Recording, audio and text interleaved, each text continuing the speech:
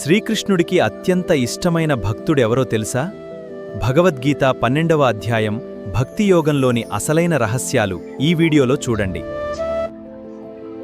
Hello guys, this is Ajinkya. ఈ రోజు 12వ అధ్యాయం భక్తి యోగం, భక్తి ప్రేమలతో అనుసంధానం.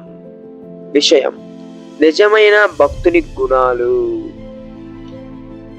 ఉపాసకులలో నిజమైన యోగులు ఎవరు అని అర్జునుడు అడుగుతున్నాడు. నిరంతరము భక్తి శ్రద్ధలతో నిన్ను సగుణ రూపంలో ఆరాధించువారే, లేక అవ్యక్తమైన నిరాకార రూపాన్ని ఆరాధించేవారు వారా అని అడుగుతున్నాడు అర్జునుడు.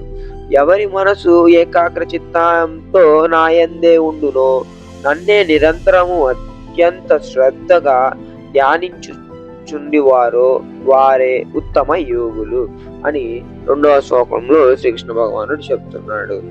ఇంద్రియములను నిగ్రహించుకున్నవారు, సర్వ ప్రాణులను సమభావంతో చూసుకునేవారు, సర్వ మతములను హితములను కోరుకునే వాళ్ళు, నిరాకార నిశ్చల నిర్వికార సచిదానంద పరబ్రహ్మాన్ని నిరంతరము ధ్యానించువారు కూడా నన్ను చేరుకుందురు. దేహాభిమానమును కలిగి ఉన్న వారికి మాత్రమే మార్గం కష్టతరమవుతున్నది.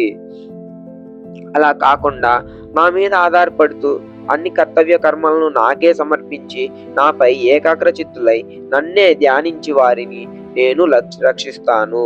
నీ మనసుని బుద్ధిని నా మీద లగ్నం చేస్తే నీవు నాలో ఎల్లప్పుడూ ఉంటావు. ఇది నీకు సాధ్యపడకపోతే యోగాభ్యాసం చెయ్యి. అది కూడా నీకు సాధ్యపడకపోతే కర్తవ్య కర్మని నా కొరకు చెయ్యి. అది కూడా చేయలేకపోతున్నావా అంటే విలాపేక్షని త్యాగం చెయ్యి. ఏదన్నా అంటే ఫలాపేక్షని త్యాగం చేయమంటున్నాడు. అంటే ఏదో ఫలం వస్తుందని పని చేయటం, దాని గురించి అది కూడా వదిలేయమంటున్నాడు. ఫలాపేక్షను త్యాగం చేయటం వలన పరమశాంతిని పొందుతావు. చివరికి ఎవరిని ద్వేషించక స్నేహపూర్వకంగా కరుణ కలవాడై మమత అహంకారములు లేనివాడై హర్ష శోకాలు అనే ద్వంద్వాలలో సమాభావంతో కలిగిన వాడై క్షమాగుణం కలిగిన వాడై ఉన్నవాడు నాకు ఇష్టమైన వాడు. నిత్య తృప్తుడు, ఇంద్రియాలని చక్కగా నియంత్రణలో ఉంచుకొని నా యందు శరణాగతుడై ఉన్నవాడు నాకు చాలా ఇష్టమైన వాడు.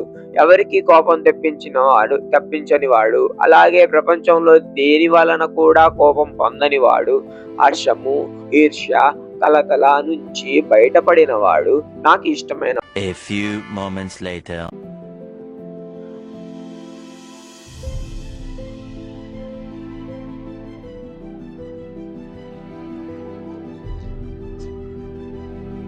Hello guys, this is Ajinkya. ఈ రోజు 12వ అధ్యాయం భక్తి యోగం, భక్తి ప్రేమలతో అనుసంధానం. విషయం: నిజమైన భక్తుని గుణాలు. ఉపాసకులలో నిజమైన యోగులు ఎవరు అని అర్జునుడు అడుగుతున్నాడు. నిరంతరము భక్తి శ్రద్ధలతో నిన్ను సగుణ రూపంలో ఆరాధించువారే, లేక అవ్యక్తమైన నిరాకార రూపాన్ని ఆరాధించేవారు వారా అని అడుగుతున్నాడు అర్జునుడు. ఎవరి మనసు ఏకాగ్ర చిత్తంతో నాయందే ఉండునో, నన్నే నిరంతరము అత్యంత శ్రద్ధగా ధ్యానించుచుండివారో వారే ఉత్తమ యోగులు అని 2వ శ్లోకంలో శ్రీకృష్ణ భగవానుడు చెప్తున్నాడు.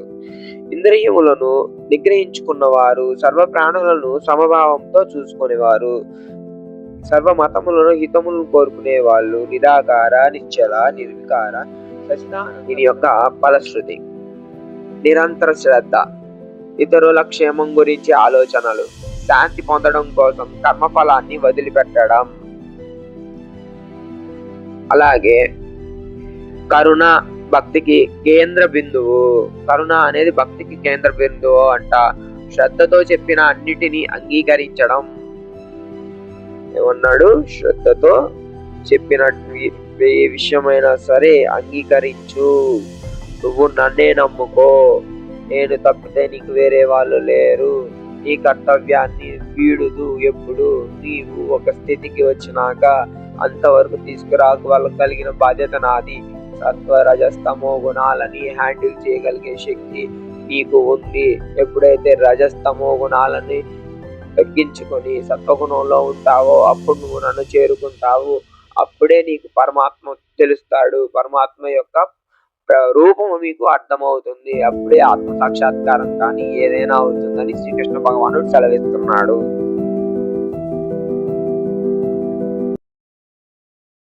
లైక్ చేయండి మరియు షేర్ చేయండి. సబ్స్క్రైబ్ చేయడం మర్చిపోకండి.